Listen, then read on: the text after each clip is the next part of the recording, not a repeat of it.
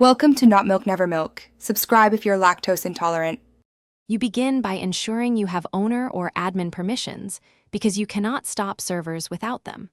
Open Roblox Studio and load the exact place. Once done, enable Explorer and Properties so you can inspect server objects.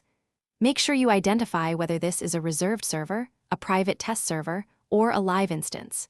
If it's a reserved server, note its private access token. Now locate server script service and any shutdown scripts or active processes you plan to stop before issuing the shutdown command. You proceed by signaling clients and services so they can gracefully save state.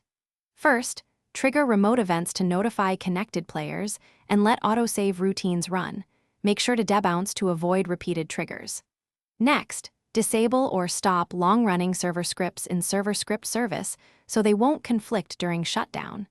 You then ensure data stores complete write async calls and confirm backups. Only after those tasks finish do you call game, shutdown, or use the reserved server API.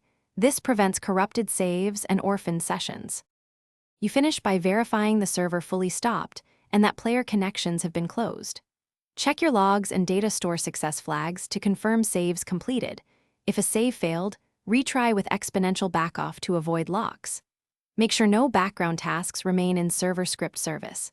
If something goes wrong, restart Roblox Studio, inspect server and output logs to pinpoint the failing module, and restore the most recent backup if data is corrupted. This keeps downtime minimal and preserves user data integrity. Thanks for watching. If this was helpful, leave a like and consider subscribing. See you next time.